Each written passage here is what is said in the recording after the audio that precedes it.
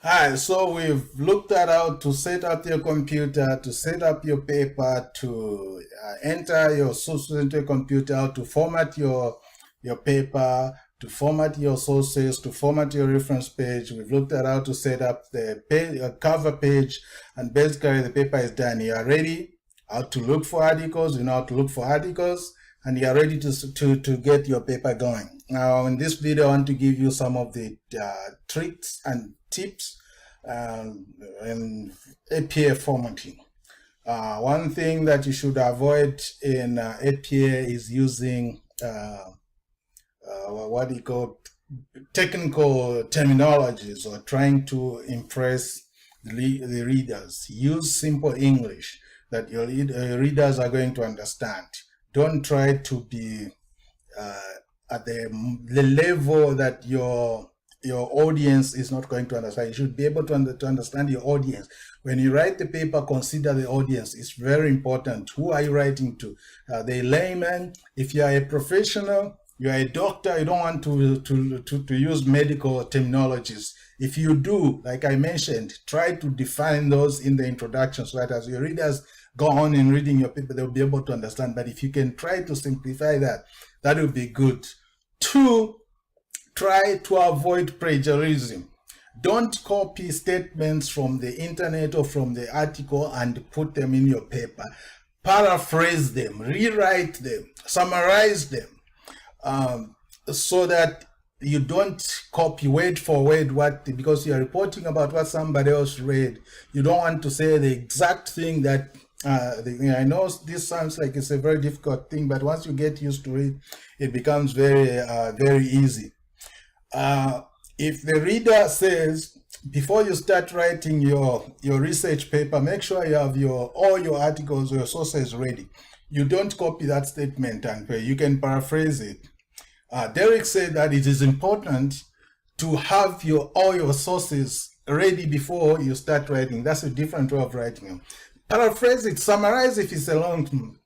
2, that you can use a direct quotation in APA, but that is not really recommended. Try to avoid using that, but it's allowed. If it says it's not a big it's a long statement, you can use that. And how you do that, like how this thing is here, like Health People 2020, 2014, this is the author. This is what they said. If you are going to quote directly, this is wrong. You're not supposed to use a period here. You can use a comma. Grammar is also important, but I'm not teaching grammar in this because APA doesn't teach grammar. That's in your English class. So if this is a direct quote, this is the person that said it. Let me find where they have the name. We have the name of the person, so I can explain exactly what I mean. Unfortunately, I don't seem to have too many where I have names of. Okay, Anderson D 2004. How to? I don't know why it's we have periods here. Normally we are not supposed to have periods, so you should check your IP. Oh, that's how it is. This is a reference page. I'm not supposed to do that. I'm trying to find where you have an author. Then, okay, let me explain it this way. If you are going to use a direct quotation, there are some things that you can summarize, especially in the technical terms. Sometimes you just have to copy it. But the recommendation by APA is that you put it in quotation marks. How you do that is you enclose that statement in quotation marks. That is, if it's less than 40 words. If it's more than 40 words, you can't put it in quotation marks. It has to be in a block paragraph or a block statement. What I mean is by block is that is if it's a direct quotation and it's more than 40 words. Let me give you an example of. Let me open another document here. Let me see. Okay, Suppose, let's say this was, you were quoting a person direct. Let's say James. Let's say this was James, right? It's 2020, can't be a person. James. So this James said, and what James said is said or noted. You use such kind of terminology: said, noted, reported. Don't repeat the same. Repetitions are not recommended in APA. Try to avoid repetition. So if you use noted, reported, suggested, observed, researched, whatever, reported that, okay, I'm reporting what somebody else has researched on. I'm just writing it. I'm not a researcher, I'm a writer. I'm just writing and reporting it. Said that. Now, this is a direct quotation. This is how APA wants it. You put the open quotation marks. Mental health. You see, James 2014 reported that. I can use, try to be creative on these words. Reported, does it sound good? Noted. Noted that. Either, whatever statement you can find, open quotation mark, mental health and mental disorder data details, Office of Disease Prevention and Health Promotion. Oh, I'm sorry, I'm doing it on a reference. I'm not supposed to do any reference. It's supposed to be on a statement, so it doesn't sound wow. That's a wrong example. I didn't notice it. It's but let me find something that that will work well. I could have done it there, but I'm trying to find something that will make sense. I don't know why. Oh, is this? Oh yeah. Okay, let's just go with that, Usemo. You always put the open quotation marks and close with first the period and the close quotation mark. The period should be inside the quotation mark because it's part of the statement. That's a recommendation. Don't put the period outside the quotation mark. So you see, if the reader sees that, then that's the direct quotation. Even if you copied it from directly from the source, you will not be penalized. It will not be considered plagiarism because you've put it in the direct quotation. But try to avoid using too much of this in your paper. One is enough, and where it's justifiable, like in technical terms, you can't just summarize it. You have to put it as it is. So you put it in quotation marks. Second, if it's a direct quotation and it's more than 40 words, this is how you do it. You highlight and you ident. This is how you put it. You don't put anything, just say this person said that, like I would say according to Anderson. Remember our author is Anderson. Anderson was in 2015, right? Yeah, 2015. Okay. What is he said? He suggested, let's say we use suggested, that, so that semicolon or whatever you want, that. Now this is a direct quotation. So if it's a direct quotation, it has to be in a blocked, and it's a direct quotation has more than 40 words, it has to be in a blocked statement like this. This is direct. You're not plagiarizing because you've given credit, you've mentioned the author there, you've put it in a direct. Now this is only for the direct quotation that is more than 40 words. This is how you do it. If it's less than 40 words, you put it inside the quotation marks like we did in the other one. So these are some of the tips that I wanted to show you. The other thing that I wanted to mention is, let me show you. Avoid using slang and words like haven't. those words are not normally, well, it might be accepted in the American English and some, depending on where you are. Don't try to be do not, have not. Try to write it that way. Simple grammar. Do not say haven't, don't, didn't, did not. Try to do that.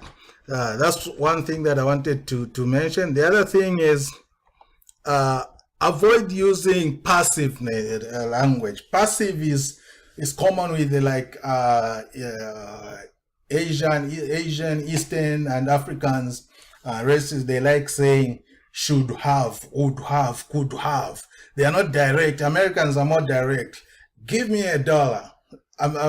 Africans would say, could I have $1? APA doesn't want you to be passive. They want you to be direct. Should have, could have. Judge says they could have. No, judge says they should have or they did. Be more direct. Don't be passive. The other thing that I wanted to mention is fragmentations. Try to avoid fragmentations. Fragmentation is where you start as a road to nowhere. You know how you're driving on the road and you think the road's edge and then you find that barrier in front, dead end. That's like a fragmentation where you start a statement like here. I start a statement like, are you coming? Full stop. Who are you talking to?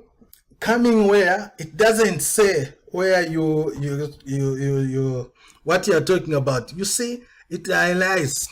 Now, the other thing I wanted to mention is when you see a blue or green highlight, it means your grammar is wrong. If you see a red, it means your spelling is wrong.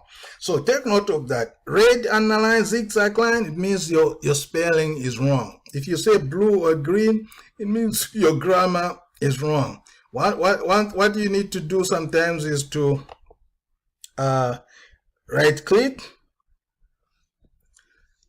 and you see it gives you, this is a question. It needs to have a question mark. So your grammar is wrong. You put a question mark, it becomes correct. Okay. So that's another tip I wanted to give you. So red zigzag underline is the spelling is wrong. Green, it's the grammar is wrong. I'll show you. If I change this word instead of the E, I put an A, you see how it highlights? That means the spelling is wrong. When you go through the paper, then you see it gives you the option. The computer corrects. That's how you, but you should be able to spell check. Just click inside the paper, Control A to highlight, go to review, and you see where it says spelling and grammar. Click on there. We are finished checking your selection. Want to check the rest of the people? Okay, yes. Okay.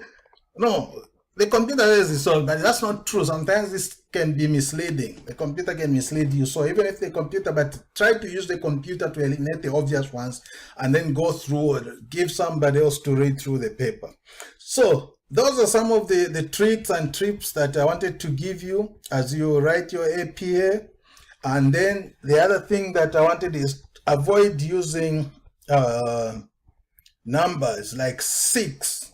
Use the weight. Don't use the number 6 itself. Use the word 6 as SIX. And then maybe put 6 in parentheses to emphasize. Don't just say 6 and leave it there. So put it in the words. It makes the document look good. The other thing I could point out is don't repeat words so much. Try to avoid repeating words. And also don't write in the first person. In the first person means, imagine, like I said, somebody has done the research, you've read their research, and you're writing to report to the other person. So there's 3 persons, you are in the middle. You are the 3rd person in this triangle. So don't say I, no, because you didn't research. You're just writing. So you don't write as you. You are reporting. So you are mentioning the other person. This did this. And then if you start, the other thing about the grammar is if you start in a plural, don't switch to singular. If you start in the plural, let all statements end in a plural. Don't start by saying you observe that patients who, then you change to is sick. No, you started by patients, which is plural. Don't change to given an injection he gets better. No, they get better. So you start with singular, you end with singular. Start with plural, you end with plural. That's not the main purpose of this, but I'm just trying to give you the tips that you should, the obvious thing that you should, because if you're a student, your instructor is grading, they see those things already, that's a red flag, and they know this paper. So you are ready to write your paper. And so thank you for these videos. I hope you find them interesting or helpful. Like I mentioned, these videos are not meant to replace the APA manual. I'm not in any way affiliated with the APA or the American Psychological Association. I'm just doing this to help because I've been a student. And so you can also go to my blog, that blog site there, and my email. If you have any question, further question, you can send me an email. Please include the order number so that I can go back and retrieve your invoice, because this is only for people that pay for these videos. Then I can look at your order number, your name, and if you want to be called, you can include your phone number so I can call you and find out. I do not write papers for people. I just help, give advice. So I'm not going to write the paper. I'm not going to review. But if you want one-on-one tutoring, you can send me an email at that email and we can talk. But I'm not going to write the paper. I'm just going to help you on where you don't understand. The site and the email. And thank you so much. I hope you find these videos helpful. And good luck on your APA journey. I hope you become better research paper writers. Good luck.